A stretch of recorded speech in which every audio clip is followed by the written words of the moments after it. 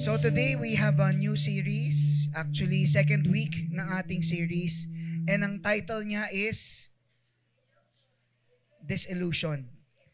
And ang goal nitong ating series is to address unmet expectations about God. Kasi alam nyo ano bang ibig sabihin ng disillusion? Alam nyo ba yung word na illusion? Ginagamit yan ng mga salamangkero, yung mga magician, di ba? Everything is just an illusion. Ibig sabihin yan, pagka-illusion, meron siyang deviation from reality. Are you here? Okay, meron siyang deviation from reality. Kung ano yung sinasabi ng salita ng Diyos at kung ano yung nangyayari sa inyo, parang merong pagkakaiba. And alam ko when I speak this, hindi ako nag-iisa. You know people who have left the faith kasi nakita nila parang hindi naman totoo. Meron ba kayong kakilalang mga ganyan? Mga dating super active and yet mamaya sabi niya, alam mo, tagal ko na nagbabasa ng Bible, tagal ko na nag-a-attend, pero bakit ganito, bakit ganyan? Naalala ko, meron ako dati nung nagtuturo pa ako ng photography, meron kami isang photographer nun na itong photographer na to, one day sabi niya, John, hindi pa ako pastor noon, can I speak with you? So after nung aming lesson, he stayed, sabi niya, I want to surrender myself to Christ. Tapos, shinare ko yung gospel ulit sa kanya, explained ko ano yung mga things kailangan niyang gawin, iyak siya ng iyak, he's on fire. And then umuwi na ako. Yung pala yung nangyari sa kanya after that, pagbalik niya sa kotse niya, kasi nagtitrain siya maging photographer noon. Pagpunta niya sa parking lot, kakausap lang namin ha. Pagdating niya ng parking lot, nakita niya yung kotse niya basag. Tapos yung dalawang set ng camera niya doon sa loob, ninakaw. And after that, syempre sobrang, ano mararamdaman niyo kung kayo siya? After surrendering yourself to Jesus, biglang ganun yung nangyari sa'yo. Siguro pag ikaw yun, sabi mo, pambihira naman Lord, kung kailan ako nag-surrender, kung kailan ako nag-decide na mag-ayos ng buhay, ganito pa nangyari. You know what, after that, even if super ako yung nagme-mentor sa kanya, he decided to quit photography kasi sabi niya, wala na akong camera, ano pang gagawin ko? He decided to stop attending Bible studies. Tapos every time na nakikita kami sa labas, parang wala na, nag-iba na. From super close, biglang he became far. Ano nangyari sa kanya? He got disillusioned. He got disillusioned. Sabi niya siguro sa sarili niya, pambihira naman tong Diyos natin. Ganito pala to. Pagka yes mo, pagsubok agad yung iharap sa iyo. Or a few years ago, eto si Joshua Harris, isa siyang writer, anak pa ng pastor yan. Ito yung mga books na sinulat niya, hindi niyo pala makita. Biro mo yung mga books pa na inano niya, ang gaganda ng title. I Kissed Dating Goodbye. Tapos sabi niya, Not Even a Hint, which talks about sin, na dapat daw walang kahit anong bahid ng kasalanan pagdating sa atin. And I forgot the title nung isa. Okay? Pero ni-research ko, sabi ko, ano ba nga ba yung dahilan kung bakit siya umalis? And ito yung natuklasan ko. Sabi dyan, sabi daw ni Harris, by all the measurements that I have defined a Christian. Sabi niya, I'm not a Christian. Kung ano dapat ano yung Kristiyano, hindi daw ako yun. He acknowledged he did not live according to the standard that he preached. Siguro kaka-preach niya, na-convict siya sa sarili niya. Na, teka muna, lahat ng pinagsasabi ko, hindi ako to eh. Para yung kahapon, di ba, yung preaching ko sa youth. Sino nandito sa youth kahapon? Di ba, yung preaching ko kahapon was about hypocrisy. Yun yung naramdaman niya sarili niya. Sabi niya, hindi ko na kayang tumayo sa harap. Kasi every time na tumatayo ako, lahat ng sinasabi ko ang backfire sa akin din. Ano pa yung nangyari sa kanya? Sabi dito, his separation from his wife played a significant role. He saw it as incompatible with the teaching he once informed, which led him to question his place within the faith community. Grabe, di ba? If someone na ganyan na yung stature, nakapagsulat ka na ng mga libro, worldwide distributed, paano pa kaya tayo? Di ba? Paano pa kaya tayo? So, yung title ng gusto kong i-preach sa inyo today is When Faith Meets Disappointment. When Faith Meets Disappointment. Kasi ang problema dito, we've invented our own version of Christianity. At etong Christianity na naimbento natin, it's an easy sell. Madali siyang tanggapin ng mga tao, pero ang hirap magstay dun sa Christianity na yon. Kasi, ang nangyari, sa sobrang daling makapasok, konting ihip lang ng problema, tumba ka agad. Bakit? Kasi ang sinasabi ng tao, I didn't sign up for this. Ilan sa inyo ang nagse-sales? Nagse-sales ka? Di ba? Minsan pagka kunyari, di ba, sabihin, kunyari, LED. Sabihin ng taong gusto mag-rent, okay ba yung LED mo? Oo, latest yan. Yan ang pinakabago ngayon. Kakabili ko nga lang eh. Di ba? Kasi gusto mo mabenta eh. Ngayon, nung sinet-up mo na, paano nangyari yung kakabili mo lang? Ang daming tama. Tapos medyo malabo yung ganyan. Bakit? Kasi ang purpose mo lang is basta maibenta. But ang problema, it's not the truth. Natatakot tayo that if we preach the truth, hindi nakakagat yung mga tao. Sayang naman. One soul saved din yan. Diba? Ganun ang ginagawa ng ibang mga preacher. When reality hits, pag pumasok ang mga problema, yung faith natin nagka-crumble, and ang sasabihin natin, God has failed.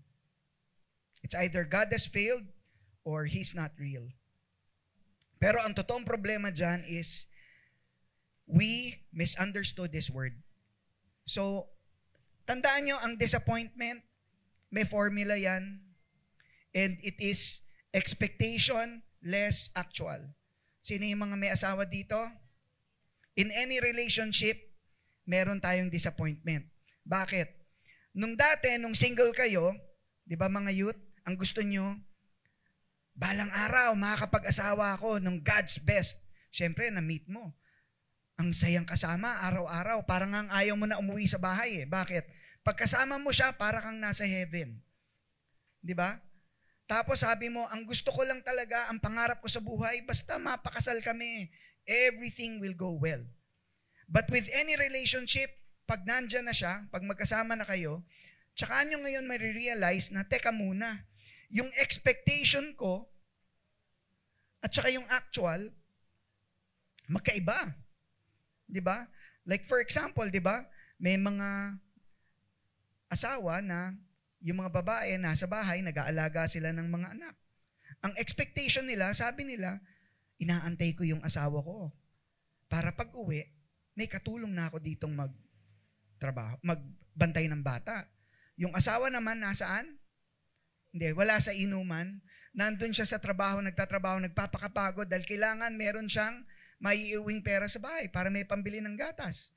Hindi, dapat hindi binibili ang gatas. Dapat breastfeeding tayo. So, ibayin natin. Pambili ng damit, pambili ng pagkain. Amen. Pero siya naman, pagod na pagod. Anong iniisip niya pag uwi niya sa bahay? Magpapahinga. Diba? Pag uwi sa bahay, anong mangyayari? Disappointment. Bakit? Ang kanilang expectation, hindi na-meet ng actual. And some of us, ganyan ang ating relationship with God. When we said yes to God, ang tingin natin, things will be better. Okay na, grabe, napakakumpleto ng buhay ko. Bakit? Biro mo, meron akong magandang pamilya, meron akong magandang trabaho, and now, finally, I have the Lord. I am complete. Pero hanggat nabubuhay, may darating na problema. Hindi mo maiiwasan yan. Diba? So, let's get on. Ito mga 6 things lang na naisip ko, na ito yung mga common na misconceptions natin about, ba't hindi na ako nag-ano? Unang-una, yung number 1, sabi nila, pag ako naging Christian, wala na, hindi na ako magkakaroon ng mga, there will be no more troubles. Ano yung naging cause nito? Kasi sabi ni, di ba? Sabi ni Jesus, magkakaroon na raw ako ng peace after. Ba't ganun? Nung nagkaroon ako ng faith kay God, biglang lalo nagkagulo. Ito ba yung peace na tinatawag dyan? Diba? Yun yung ine-expect natin, na magkakaroon ng peace. Nung nagkaroon ng tsaka ako hinabol ng BIR, tsaka ako hinabol ng Meralco, hinabol ako ng tubig, napaalis kami sa bahay. 'Di ba? Bakit nagkaganon? Napapagalitan ako lagi sa work kasi ngayon medyo na late na ako dahil pag umaga kailangan ko pang magbasa ng Bible, nagpe-pray. Dati diretso na lang. 'Di ba? Mas simple. Bakit ganon, Lord? So ngayon, nagkaroon ka ng disappointment. Pero anong verse ang truth na sinasabi diyan? Sabi dito sa Psalm 34 verse 19, basahin natin, the righteous person faces many troubles, but the Lord comes to the rescue each time. So sabi dyan, many troubles nga eh. Diba? Many troubles nga ang sinabi dyan. Ano pa? Sabi din dito, in this world, you will have trouble, but take heart, I have overcome the world. Pero mo, even si Jesus, sinabi niya na diretso sa inyo, you will have trouble. Sabihin niyo sa katabi niyo, you will have trouble. Ang dapat nating itanim dito sa utak natin para hindi tayo ma-disappoint, it's not about our faith. Walang connection yan. Ang problema, whether tinanggap mo si Jesus or hindi, laging may problema yan. Okay? Alam niyo ang wala lang problema? Yung mga patay. Yan, wala nang problema yan. Pero tayo hanggat may nabubuhay, mayaman o mahirap, you will have problem. Single or married, you will have problem. Amen? Okay. Pangalawa, ito yung pag nag-share tayo. Nung kailan ba tayo nag-share ng gospel nun, youth? Nung Thursday night, nagpunta kami ng SM, tapos nag-share sila ng gospel. Ako, sunod-sunod lang ako sa kanila, naligaw pa nga ako. Ang bilis nilang magtago eh. Nahiya siguro magpakita. Well, anyway, so nag-share kami doon ng mga gospel tracts. So nung nag-share kami ng gospel tracts, sabi ko sa kanila after, it's very important yung follow-up. Kasi pagka kunyari, binigyan ng mga gospel tract, baka mamaya yung taong yung tuwan-tuwa, uy, nag-pray ako ng sinner's prayer, saved na ako. So after nito, wala na ako kailangan gawin, okay na. Kasi by faith, okay, ito yung tawag dito, yung rush theology na nagmamadali ka. So, sinabi mo na agad sa kanya, today is your spiritual birthday. Pero, ang faith, kailangan ng evidence niyan. Paano mo talaga nalaman na yung faith mo genuine? Ito sa Luke 9 verse 23, ano sabi dyan?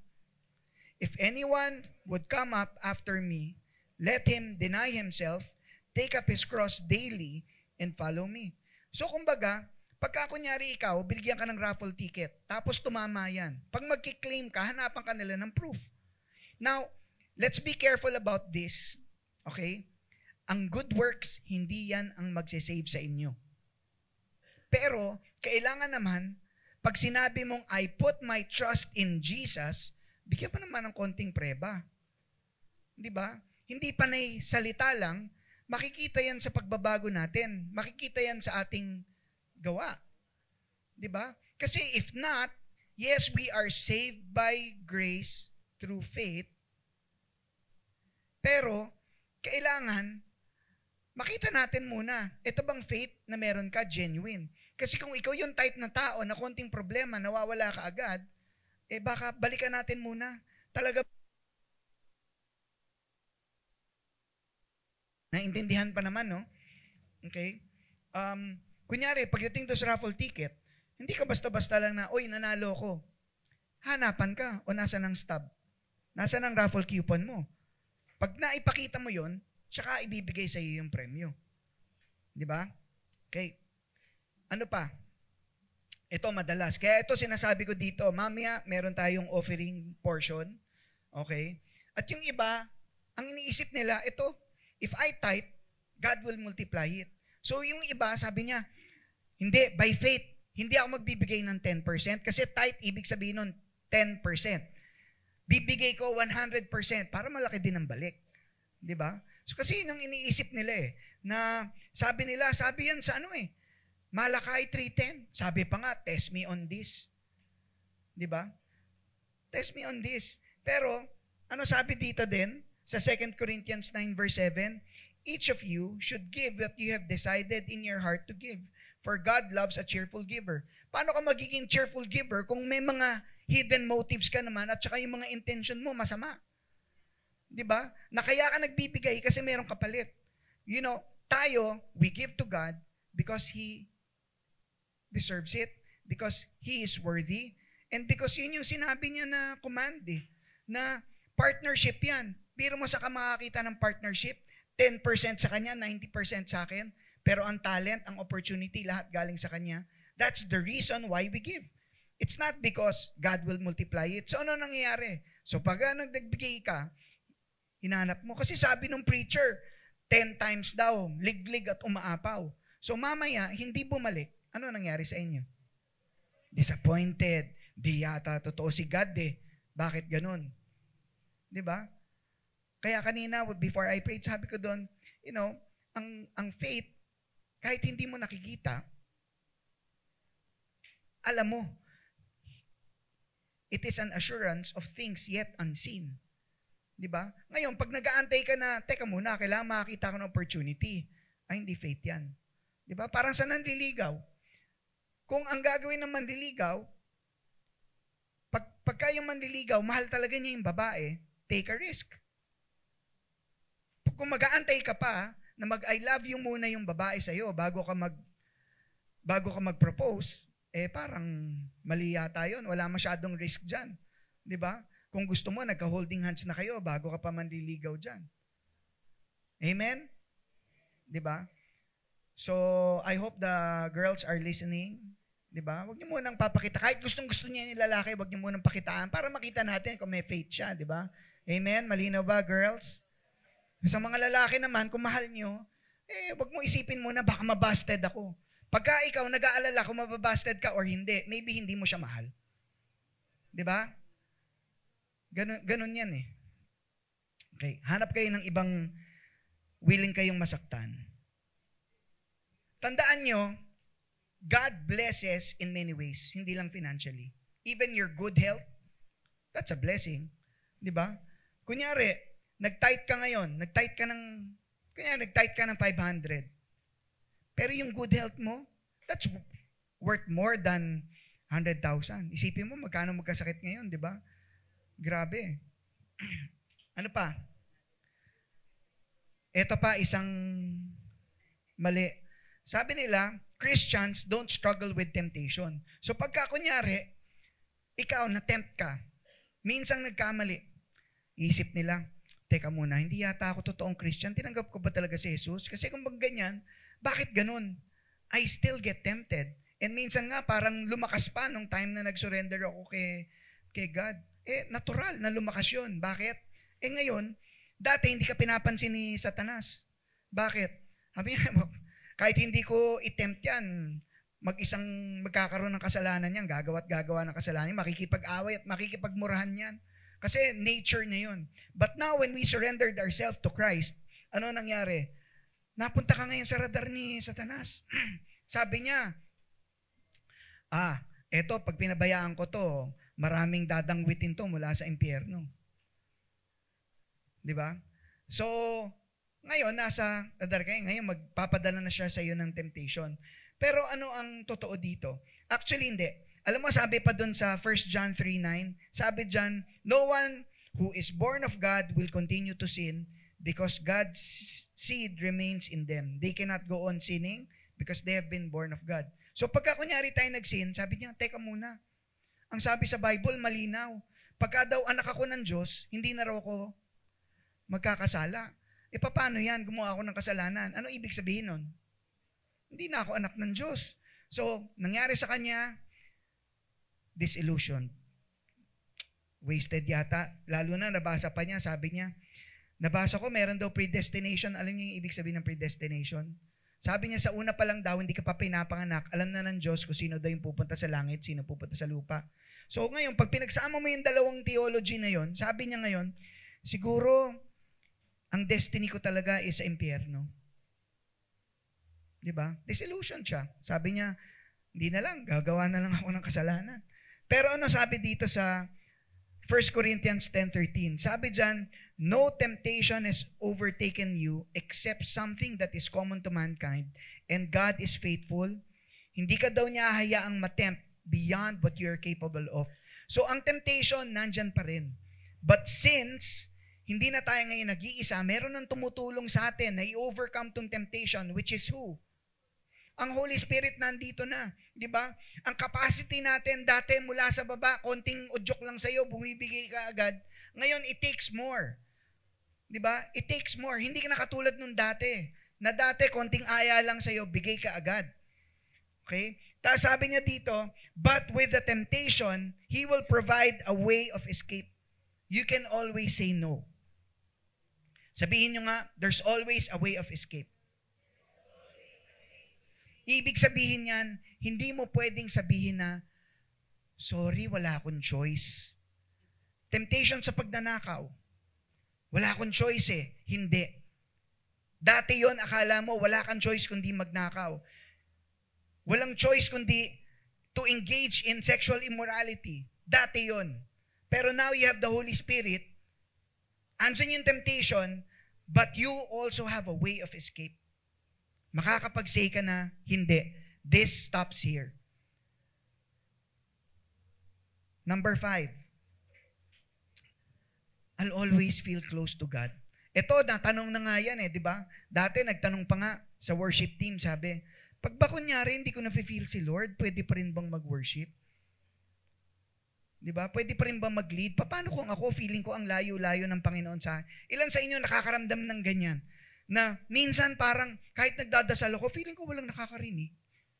Naramdaman niya ba yun o ako lang yun? Di ba? Kaya naramdaman ganyan, di ba? Parang, pero bakit ganun? Ang sabi sa Bible, I will never leave you, I will never forsake you. Ba't feeling ko wala naman ang Panginoon dito sa tabi ko? Di ba?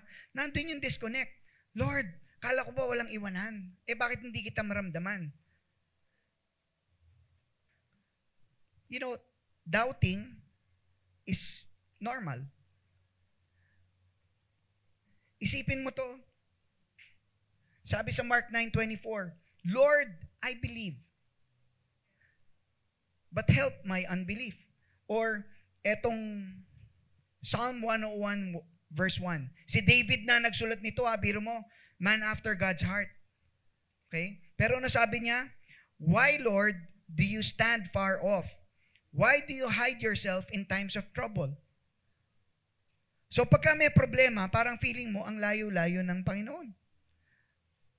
Di ba? So pagka ganyan, nadidisillusion ka. Bakit ganun? Parang ang layo ng Panginoon. Kasi akala mo, may nagsabi sa'yo, nang ibig sabihin na I will never leave you, you will always feel He is nearby. But it is true, lagi nandyan ang Panginoon, pero walang sinabing mararamdaman mo siya lagi. Pero talagang hindi ka iniiwan ng Panginoon. Actually, right now, iba na nga na-upgrade na nga yun Kung dati, God is with you, now, God is in you. Mas powerful ang in. Mas powerful ang in. Okay? Ito last, and then I can go on to my message. Teka, sandali pa lang ako nagsasalita. 10:52 pa lang. Mamadali ba kayo? Gutom na kayo? Okay. Ito, sabi dyan, ito nag-struggle din ako dito. Kasi, there are things, may mga pinagpipray ba kayo? Meron kayong pinagpipray, lahat ba nasusunod ng yes? Grabe kayo lahat yes. Bang klase, grabe ang faith nitong church na to. Di ba? Ako ang dami kong pinagpipray, pero ang batting average ko sa prayer, siguro 50% lang talaga. Doon sa meron akong listahan ng prayer, pinagpipray ko sila. Parang minsan nga, mas marami yung namamatay kaysa sa nabubuhay. Kaya minsan pag may nagsasabi sa akin, Pastor John, pwede ba ipag-pray yung ganyan? Minsan gusto ko sabihin, sure ka? Di ba? And minsan, ang tinatanong ko sa sarili ko, Lord, bakit hindi mo in-answer yung prayer na to?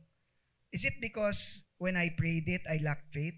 Pero totoo naman. Pero alam mo, minsan tinetesting ko yan Minsan gagawin ko, kunyari, maglalagay ako ng baso. Kasi sabi dun sa Bible, ito yung sabi niya. Sabi niya, hindi ito yun. Yung sabi niya, it's about the mountain being moved. Diba? Sabi niya, with faith, you can actually move. Tell this mountain, kunin mo yung mountain niya, ibagsak mo raw sa dagat. So sabi ko, Lord, Kung totoo yung sa salita mo, na kaya ko pala mag-lift ng mountain, tapos ibabagsak ko sa karagatan, ano ba naman tong baso? Yakang-yaka sa'yo yan. Di ba? Kung yung itong faith na yon kailangan ng mustard seed, siguro naman, Lord, meron naman akong faith kasi laki ng fried chicken, di ba? Mas malaki-laki yan kaysa sa mustard seed. So talagang inaabangan ko siya dyan. Sabi ko, Lord, sige, pag-pray natin to, kailangan gumalaw to, Lord. Pero wala namang nangyari. Di ba? Parang feeling ko nun, Star Wars mode eh. Yung tipong meron kang telekinesis ba yung tawag doon na power? Di ba? So, minsan, pagka ganun, we begin to doubt. Di ba? Kasi mahal na mahal mo yung tao, pinag-pray mo.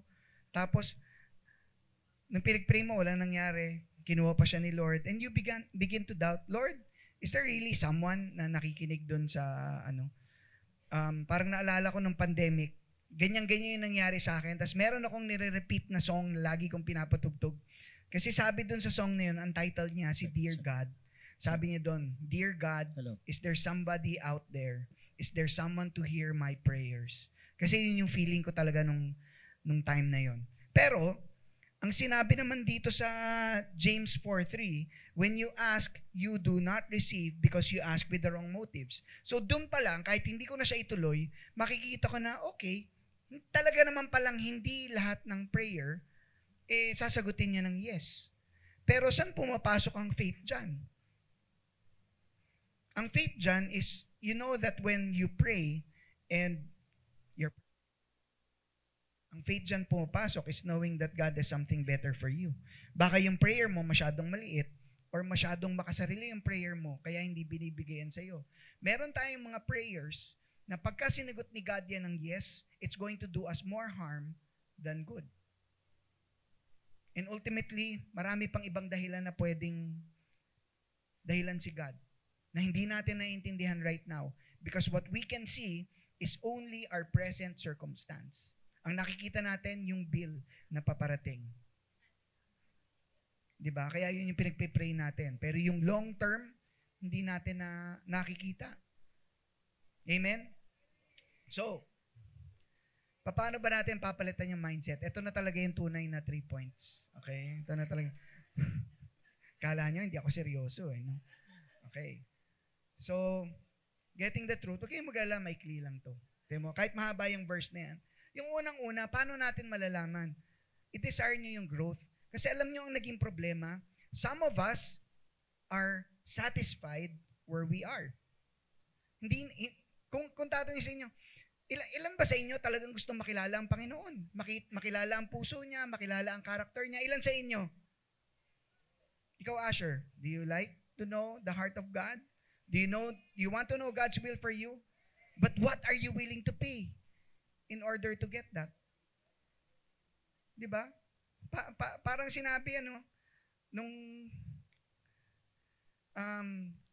siyempre nagka-campaign kami for Jesus Reigns doon sa Kamsur. Tinanong namin yung mga kapastoran, sino sa inyo gusto sumama sa Cebu next year? O sa inyo, sino gusto sumama sa Jesus Reigns Cebu next year?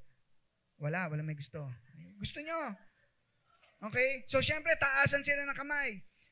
Sige, magpapa-installment kami, 500 hanggang pagdating ng March, babaan na ng kamay. Bakit? Gusto ko, pero kala ko libre. Diba? Hindi. Pero meron namang mga nag-yes. Actually, I think, God willing, sa Kamsur, mga, hopefully, 80 to 100 pastors madadala namin ng Cebu. Pero dito kaya sa Rev, diba? Dapat, i-desire natin na hindi naman tayo kontento na lang na, okay naman, pupunta rin naman sa Manila yan eh. Siyempre, iba yung feeling pag nandun. Di ba? Iba pagka nandun. Hindi lang dahil sa Cebu yan at mas maganda yung place. Di ba? Kasi kahit gaano kaganda yung place, kung wala naman doon ang Panginoon, hindi maganda yun. Di ba? Amen?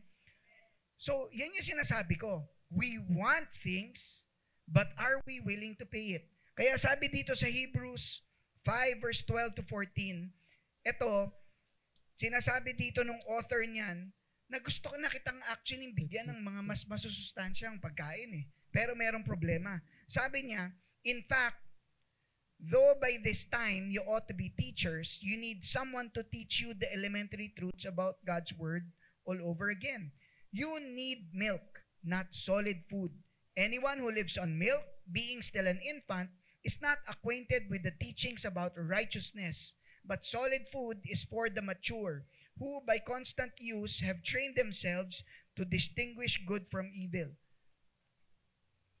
So, for example, alam nyo, yung iba sa atin, pupunta rito, sabihin nila, alam mo to si Pastor John, sa Revelation, paulit-ulit na lang ang mga messages, nakakasawa na. Di ba? Teka, ang tanong dyan is, na-expert nyo na ba?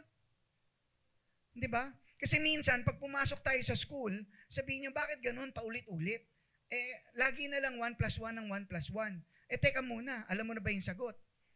Kasi kung pagdating dyan, hindi mo siya magets, paano pa ibibigay sa yung deep things? And siguro, if truly gusto natin maging strong tayo na hindi tayo yung type na basta-basta madidisillusion, kailangan nating i-desire ang growth. Okay? Paano ka mag-grow? Yung iba sa inyo, yung iba sa atin, hindi mo nga masabihan na, uy, lagi ka na lang late. Maybe you need to fix that. Gusto mo tulungan ka namin paano ayusin yung time schedule mo? Di ba? Kasi bakit? Ma-hurt sila. Pag sinabi mo yun, sabihin nila, panibasa kayo, mga mayayaman kayo, kaya wala kayong ginagawa sa bahay, kain yung punta ng maaga, asa nyo lang sa iba. Kami, naglilinis pa kami, nagaganyan, luto, ganyan, kaya kami nalilate dito. Di ba? It's, how will you grow? How will you grow?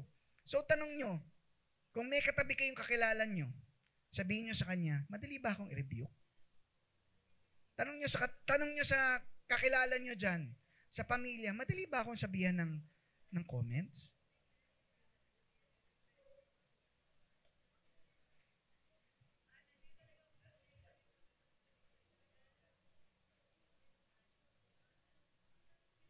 Okay?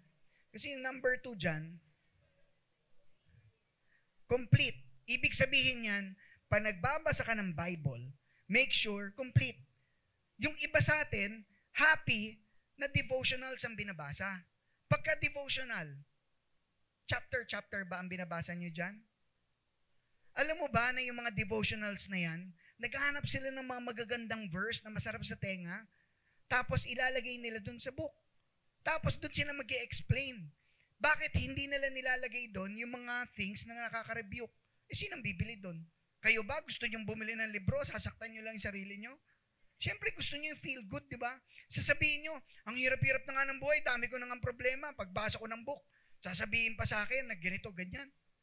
Ayoko na nun. Di ba? Kasi may choice But you know what? If truly gusto natin maging strong sa disillusionment, ibaba nyo muna yung devotional na yan. Kasi kumbaga, yung devotional, okay yan, pang baby. Bago lang ako O sige, pwede, tulungan ka dyan. Para to keep you coming to church. But eventually, as we grow, kailangan natin complete. Sa vitamins, okay yung vitamin C. But that's not all you need. Kailangan mo ng vitamin D, vitamin B, etc., etc. Di ba? Kailangan lahat yan. But the Bible is meant to teach us and instruct us yung mga good things doon as well as the not so pleasant things. Hindi tayo pwedeng basta-basta pili lang ng pili. Sabi dito sa Acts 20 verse 27, at ito, si Apostle Paul ang nagsabi dyan, sabi niya, for I did not shrink, or sabi niya, hindi ako umatras, hindi ako nagdalawang isip from declaring to you the whole counsel of God. Hindi ako namili ng, ano ba yung makaka-hurt sa kanya? Medyo i-omit ko na lang muna. Kasi hindi pa niya kaya. Sabi niya, whether masaktan ko or hindi, wala akong pakialam. Ang importanteng naibigay ko sa iyo, it was the truth. Diba? So, tayo, if we want to be strong, and pwede na actually umakit yung worship team. Okay? If we want to be strong, if we want to grow, basahin niyo yung truth. Yung iba sabihin, naantok kasi ako pag binabasa ko yung Bible. Pero at least, it's the truth na alam mong you're not yet there. Diba? Alam niyo ba, pagka yung Bible, pag binasa niyo siya, 3 chapters per day. Gaano katagal bago matapos? 1 taon. Pagka nagbasa ka ng 1 chapter per day, gaano katagal matapos? 3 years, di ba? Simple math. Yung iba nag-isip pa, nag-compute pa. Paano ba yun? Di ba? 3 years. Kasi pag 3 chapters, 1 year. Pag 1 chapter, 3 years. How about pagka 1 verse per day? Pagka 1 verse per day, ewan ko kung totoo, okay? But approximately 82 years. So, ibig sabihin yan, pag 1 verse per day, okay? Pag 1 verse per day, baka patay ka na, hindi mo pa natatapos yung buong Bible. Kung considering, mula nung pinanganak ka, nagbabasa ka na. Di ba? Hindi mo pa rin matatapos. Kung ang life mo, kunyari, 70 years lang, ganyan. Okay? Tandaan nyo, spiritual maturity comes from understanding the full narrative of Scripture. Mula dun sa mga verses na nag-encourage sa atin, down to the ones that rebuke us. And then lastly, be a diligent student. Okay? Kumbaga, ang target, hindi lang yung makapasok tayo complete attendance. Kung hindi, ikaw ay magna cum laude. Magna cum laude kapag dating sa mga salita ng Diyos. Bakit? Kasi may hunger yan eh. Alam mo na ang pag-aaral natin ng salita ng Diyos, it's an eternal thing. It's not something na pag-aaralan mo, tapos mamaya hindi mo pala magagamit. It talks about life. That's how you see it. Okay? Be a diligent student. Sabi dito sa 2 Timothy 2 verse 15, do your best to present yourself to God as one approved, a worker who does not need to be ashamed and who correctly handles the word of truth. So, ang word of truth pala, pwedeng hindi mo siya i-handle ng tama. There's a proper way of handling it. Ibig sabihin yan, for example, nabigyan ka ng kotse, hindi ibig sabihin may kotse ka na, magaling ka ng driver. O kaya pagsakay mo doon, sige, alam ko na to, pinaandar mo na agad. Ang sabi dito ni Paul, pag nabigyan ka ng bagong kotse, pagka ikaw, sanay ka sa karag-karag, lahat analog, pagka nag-transfer ka, gamitin na lang natin phone, mas maganda. Kung galing ka sa analog, pag binigyan ka ng smartphone, kailangan mong medyo mag-aral kung paano siya ginagawa. Sino sa inyo naka-smartphone? Smartphone. Wala. Yung may screen, touch screen. Okay? Yung iba sa inyo, hindi ata alam yung smartphone, ha? Baka yung phone lang ang smart. Okay? So, pagka kunyari, di ba, ako guilty ako dito. Kasi since libre naman yung apps, load ako ng load. Tapos mamaya, pag tinignan ko yung phone, pagtingin ko, ano nga ba tong apps na itong pinaglalagay ko dito? Hindi ko naman to naintindihan. May mga travel apps, may mga apps na, pang mga measure, may mga apps na pang picture, pang edit, pero hindi ko naman siya lahat ginagamit. Diba? Parang minsan, ganyan yung Bible sa atin eh. Nandyan lahat ng books, pero hindi natin alam kung ano ba to. Kaya sabi niya ni Paul, sabi niya, alam mo, sinasabi niya yung kay Timothy, yung kanyang disciple, you have to know how to correctly handle it. Sayang yung Bible na hawak-hawak mo. Ang ganda pa naman ng Bible mo, nandyan sa telepono mo. Yung pala, hindi mo naman pala yung binabasa. Na parang sinasabi na nga ng phone mo, i-delete mo na to kasi 30 days mo na tong hindi nabubuksan, sayang space. Diba? Yun yung sinasabi dyan. That is what I mean. But if you really want to be strong, then be a diligent student. Actually, may mga tools na nagagamit. Ito, quickly lang. Pag nagbasa kayo ng Bible, meron tayong tinatawag na spec method. Alam mo yan, Sophie? Hindi? Never heard of it? Sabihin nyo nga, spec. Okay? Pag nagbasa kayo ng Bible, tignan nyo, ito yung mga things na hanapin nyo. And acronym niya is spec. Yung S, look for, sin to avoid. So ito, every time nagbasa ka ng something, okay, where does it fall here? Is it a sin to avoid? Is it a promise to keep? Kasi minsan na-disillusion tayo, akala natin promise to keep. Hindi naman pala promise yan sa inyo. Like kunyari, di ba yung Jeremiah 29:11, I know the plans, iba light verse pa natin yan, but you know what? That was for the Israelites. That's not for us. Di ba? E it's an example to follow. Lalo na pagdating sa mga narrative, yung mga iba dyan. Now, pagka kunyari nagkapalit-palit yan, doon tayo magkakaroon ng problema. Kunyari, nakita mo si David, maraming asawa. Sabi, example to follow yata ito ah. Di ba? Ano mangyari dyan? Hindi. It's a sin to avoid. Ikaw, akala mo, example to follow yun. Ano naman yung C? It's a command to obey. It's a command to obey. Or K, it's a knowledge about God. It's just, di ba? Nagets nyo to? Every time we read, yan yung tignan nyo. Follow the spec. Is it a sin to avoid? Is it a promise to keep? An example to follow? A command to obey? Or knowledge about God?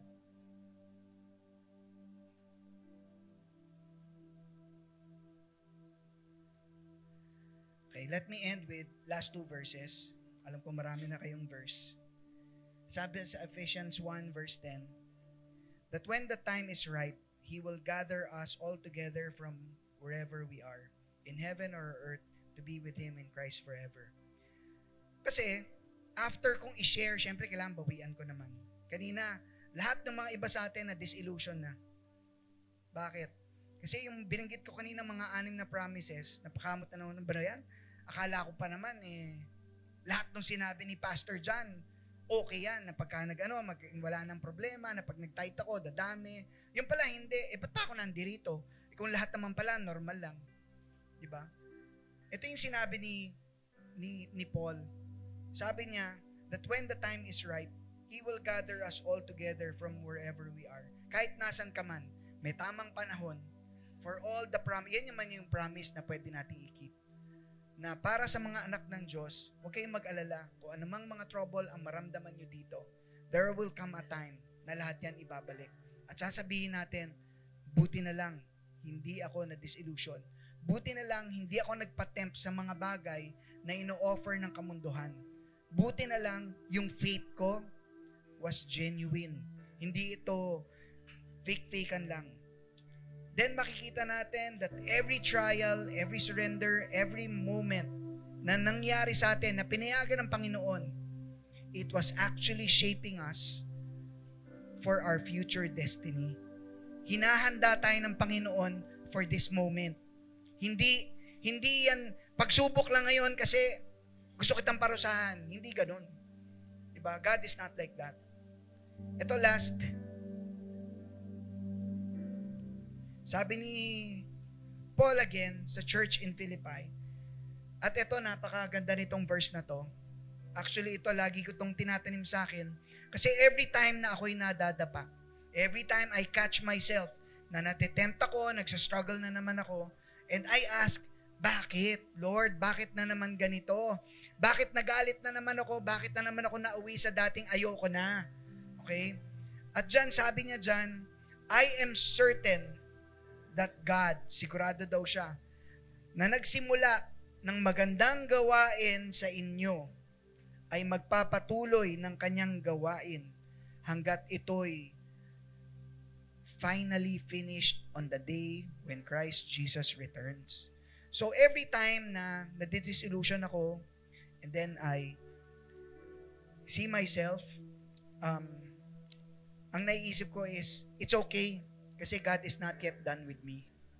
Sa isang summit na inorganize namin, ganda nung sinabi ng speaker, sabi niya, malayo pa, pero malayo na.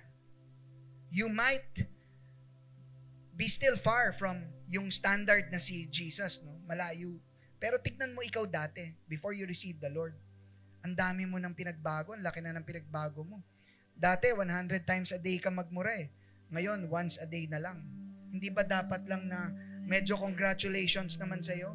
Dati, totally, pag nakarinig ka ng Word of God, dati 2 minutes, tulog ka na. Ngayon, 30 minutes bago ka makatulog. Di ba? Ang patience lalong lumaki. Marriage, naayos. Di ba? Hindi ka na kasing toxic nung dati. Di ba? Malayo na. Hindi, malayo pa, pero malayo na. 'Cause even though